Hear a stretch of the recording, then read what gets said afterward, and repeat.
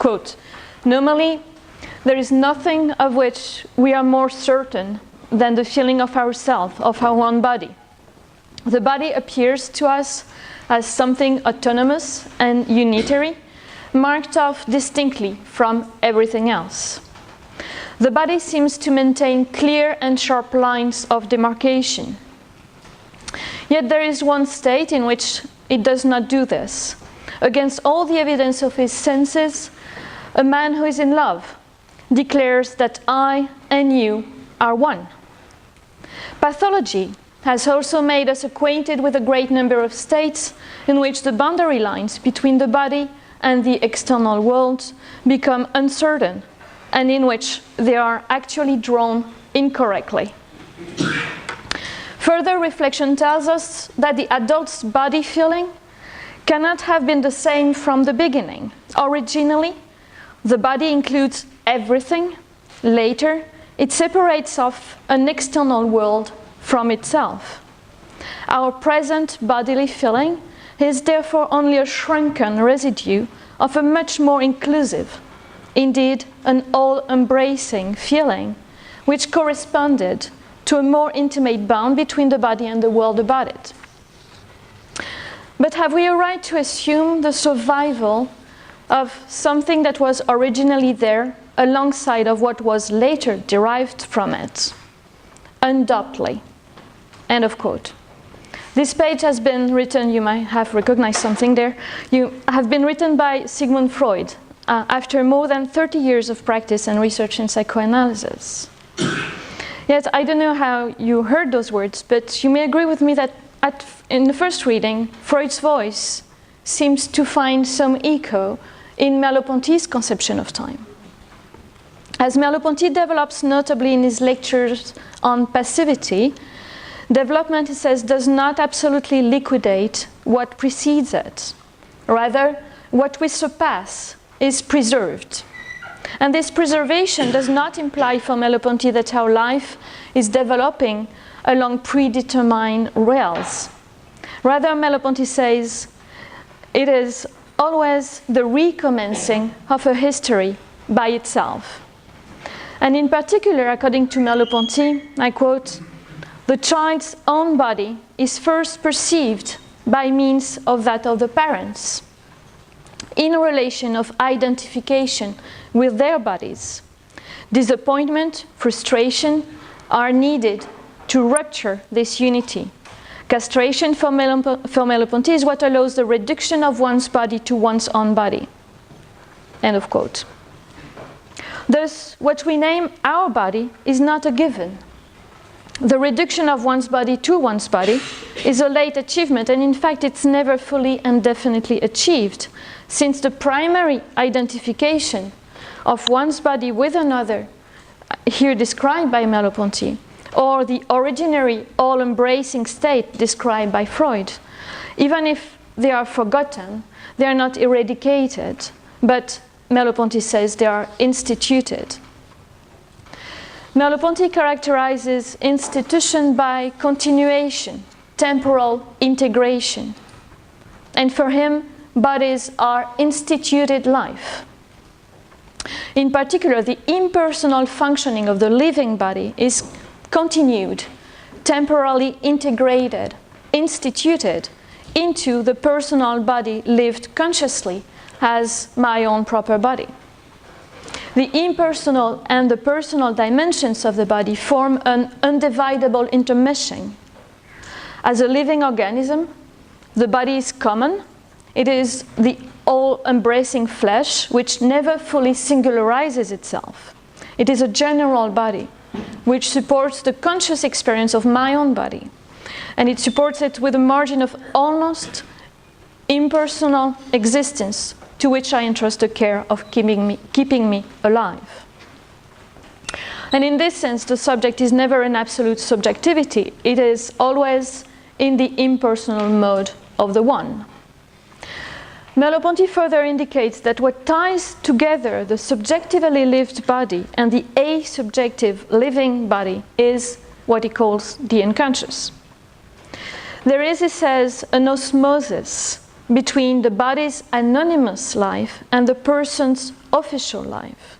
And to account for that, for this osmosis, it is necessary to introduce something in between the organism and ourselves. And this, according to Merleau-Ponty, is the unconscious. Here the unconscious is a link between, on the one hand, the possibility to be oneself a singular subject, and on the other hand, the anonymous adversity of life. This unconscious is the glue allowing the osmosis between different dimensions of one's being, preventing the subject from being divided and pulled apart by antagonist forces. Relative to such integrative unconsciousness, consciousness is a deficit. Unconsciously, what reigns is an osmotic indivision of feeling. And against this background, the particularity of what we perceive, Merleau-Ponty says, is only what's missing to the world to be everything. In this sense, perceptual consciousness is always lacunar indefinitely. And any delimited object presents itself in consciousness, this presence cuts out the plenitude of the world as a whole. Yet the plenitude of the world is always there, ready to be cut into bits and pieces, ready to be taken into the conscious realm. We could thus say that an object delimited in consciousness is an institution of the unconscious, unlimited, impersonal, all-embracing world, just like the seaweed would be a concretion of the sea. That's a metaphor taken by Merleau-Ponty, and just like the ocean is inexhaustible, consciousness is always exceeded by what is not conscious yet. This implies that there is always more to be conscious of. That is to say, consciousness is never-endingly carried away towards an unfulfillable totality. In this way, I think Merleau-Ponty's philosophy is a constant challenge to totality. In his philosophy, and maybe in philosophy, in phenomenology in general, there is one, and maybe only one, impossibility. Actual totality is impossible. That is to say, the totalization of possibilities is impossible. The actuality of consciousness is constitutively exceeded by always more possibilities. And in such a way, consciousness is structured by its impossible totalization. Yet, and precisely because Merleau-Ponty is confronted to the impossibility of total integration, the gesture that he in particular executes untiringly is a movement towards integration. All that is partial is to be reintegrated, he says. And if his philosophy is indeed a resistance against any presupposition of totality, at the same time it is a gesture towards totalization. And in a way we could say that Merleau-Ponty's phenomenology is organized around an oxymoron, the notion of a total part. In his view, the whole is primary. Each part, cut in an encompassing space, it is a fragmentation of being. It involves separation, discrimination, but each part is total insofar as the advent of difference is grounded on a totality that is always already there and never perishes. Together with the parts, and in fact within each of the parts, the whole remains and is preserved as a whole, as each part promises its possible integration into the whole again. In this way, Merleau-Ponty's philosophy involves an ethics aiming at the impossible, aiming at totalization. In his own words, he's animated by an appeal for totality. And yet, despite this appeal, Merleau-Ponty himself is well aware of the danger inherent to osmotic totalization. Since the beginning of his work, he's explicit about this danger. As a total part, as it inherently promises its integration into the whole, each sensation includes, he says, a seed of depersonalisation, as we experience through this sort of stupor into which it puts us when we truly live at its level. End of quote. I think we must hear and take very seriously this stupor, the stupor of depersonalisation, the stupor of drowning into the inhuman ocean. We must hear that this is what Merleau-Ponty's phenomenological ontology and ethics may, it's only potential, may lead to, as it aims at rupturing singularity in favor of generality. This generality is what Merleau-Ponty has called intercorporeity. And this, he says, is one of the most important lessons to be gained from psychoanalysis. Yet I believe psychoanalysis is precisely that which can resist against generalization, against depersonalisation. Specifically, psychoanalysis is designed to singularize the subject. And this term, singularization, is, I believe, what captures the irreducible difference between phenomenology and psychoanalysis. And by this, I don't mean to prevent any work with that difference. This is what actually I'm trying to do. In particular, if Merleau-Ponty is animated by an appeal for totality, Jacques Lacan replies with a call for detotalization.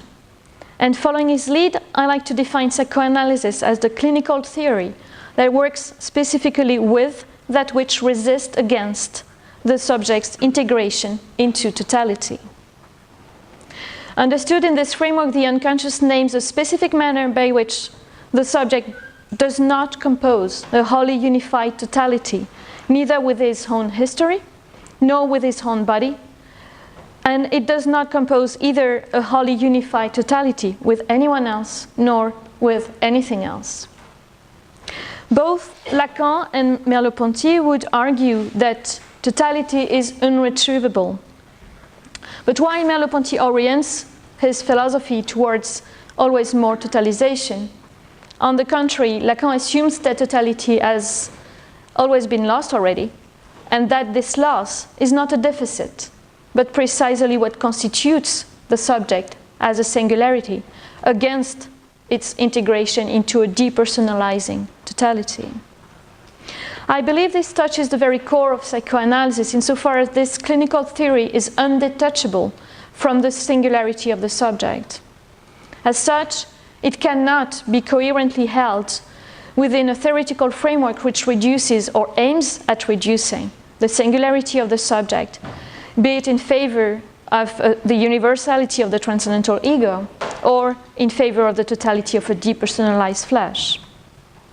The subject for who the psychoanalyst opens his door and his ears, this subject is irreducibly singular. And we must be aware that this openness contains a sort of violence, since it means that no subject is exceptional. No exceptional quality justifies that this subject matters. Rather, to host the subject unconditionally involves to transcend any of its phenomenal qualities and to acknowledge that whoever one is, one matters structurally. This subject is neither universal nor exceptionally particular. This singular subject is each time unique. And if anyone, Emmanuel Levinas will have given philosophical relevance to this subject by defining the psyche as, quote, a resistance to the totality. And he underlined that the unicity of the ego first acquires a meaning where it is no longer a question of the ego, but of me. The subject which is not an ego, but which I am, cannot be generalized. Likewise, in psychoanalysis, the subject is me without substitute, without equivalent, irreducibly singular, one by one. The subject is infinitely excessive, in the sense that it is an irreducible excess, impossible to merge into totality. Contrastively, Merleau-Ponty admits, the other is the alter ego with whom I share the same world, the same flesh. This other is the other in general, says Merleau-Ponty. It is a generality, not individuality. For Merleau-Ponty, the encounter of one with another is thus a sympathy of totalities.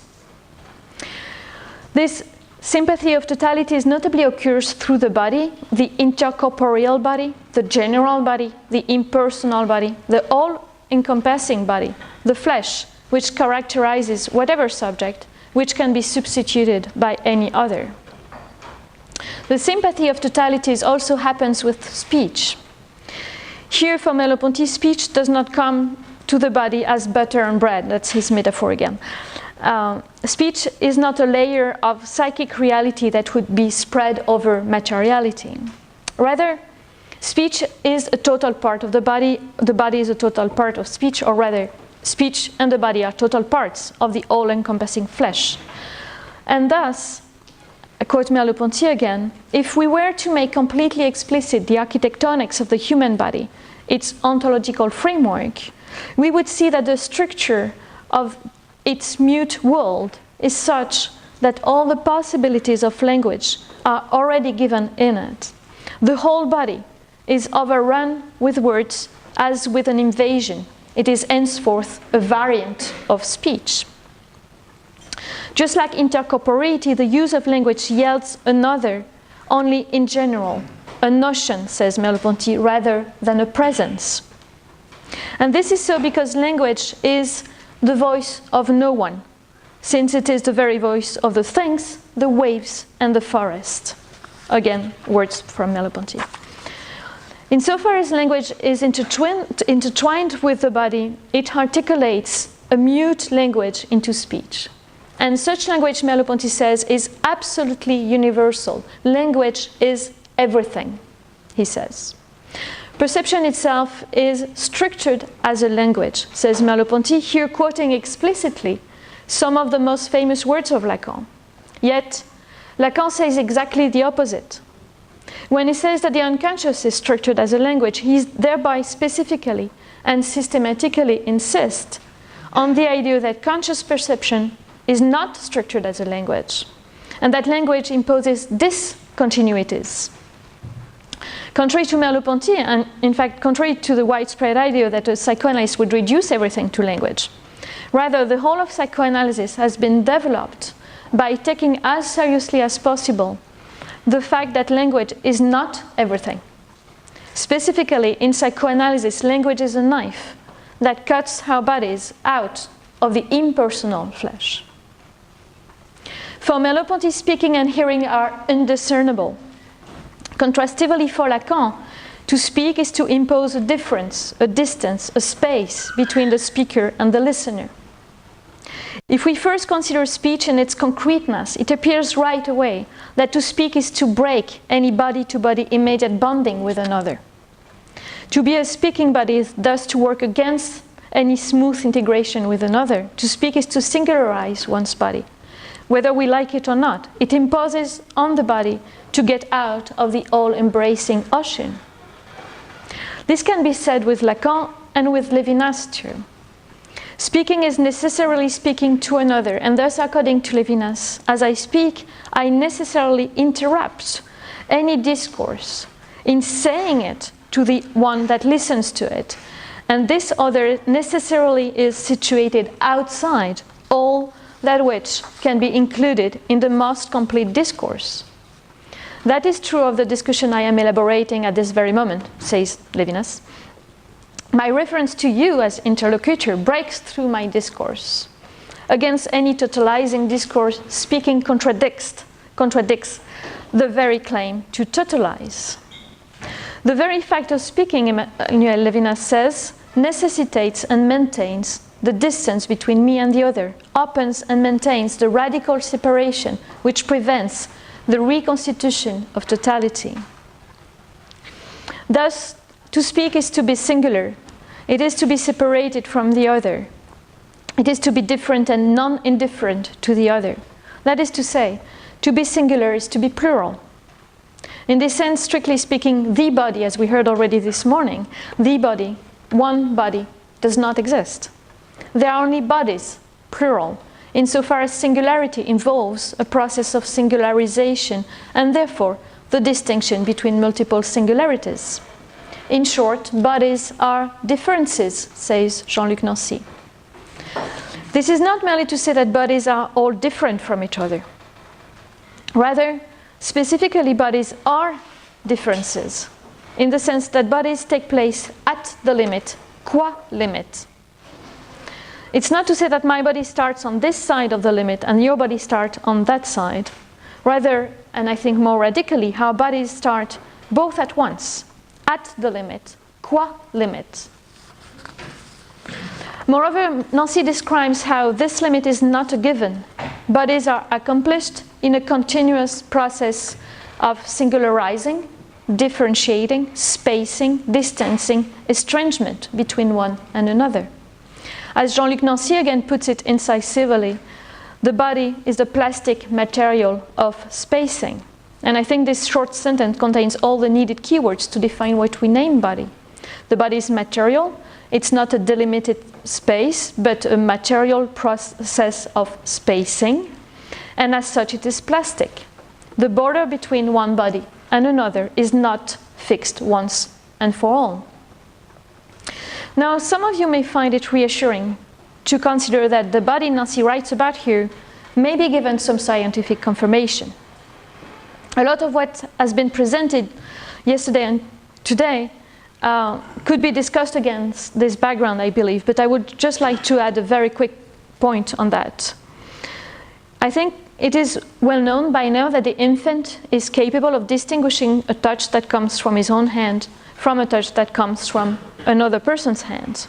He distinguishes a double touch from a single touch. And yet, in and of itself, this result does not prove that the infant experiences the limit between his body and another in any fixed, clear, and distinct manner, nor that he experiences one body and another as independent from each other. As an adult, if I experience my own body in synchrony with my experience of another's body, I will soon experience the other body as my own. I will integrate the two synchronous experiences into one, into mine. And this has been shown with experimental manipulation of the so-called rubber hand illusion, among other options. And I think there's no need right now to go into the details of these experiments. I would just like to underline that these results cohere with the idea that our experience of our bodily boundaries fluctuate. Our bodily limits are designed and redesigned again, may be lost and regained. These boundaries are only artificial, porous, tenuous boundaries between one and another body. Now, that being said, there are, I think, at least two ways to go further. If we keep on Jean-Luc Nancy's Googles, we may see that even if the boundaries between a body and another are not a given, but are rather constantly created and recreated, yet this does not undermine the idea that the body is constituted by its boundary, as a difference from another body. Under such a reading, the boundary is constitutive of the body. Not only the body is enveloped by a skin, but specifically the body is a skin variously folded, refolded, unfolded, multiplied, invaginated, evasive, invaded. Bodily limits are movable, malleable, and yet they are not dispensable. Moreover, because bodies are limits, differences, Nancy argues there is no connective tissue, no cement, no bridge between bodies. He says from one singular body to another there is contiguity, but not continuity. Now you may completely disagree and believe exactly the opposite. There would not be only contiguity, but rather continuity between bodies. You may agree that the boundary between a body and another is not a given, but is rather constantly created and recreated. But you may also take this to suggest that authentically, one and another body are one and the same matter, the same flesh. This interpretation, I believe, could have been given by Maurice Merleau-Ponty. He would have argued, that if the boundary between oneself and another is a construct, it means that it ought to be deconstructed in order to reach an unreachable originary state of osmotic integration into the all-encompassing flesh of the world. By contrast, Lacan would argue that if the boundary between oneself and another is not a given but a construct, it is artificial, it is vulnerable and porous, and thus it must always and again be reconstructed anew. As we cannot be subjects without being singularized, we cannot be singular without being plural. We always need to build boundaries anew. We always suffer their rupture, and we always need to build them again. we always need to renew our bodies as limits between one and another. Merleau-Ponty may object that such a limited body is not a natural body. It's not the body of nature, capital N. Lacan would agree and reply that he specifically works with and for speaking bodies, bodies prey of language, human bodies who are constitutively cut off from the impersonal flesh. This cut, I believe, is painful for all of us, and for some of us it is unbearable. Yet, if osmosis is impossible for the speaking body, if osmosis is impossible precisely because the body is speaking, yet this impossibility is not bound to sufferance.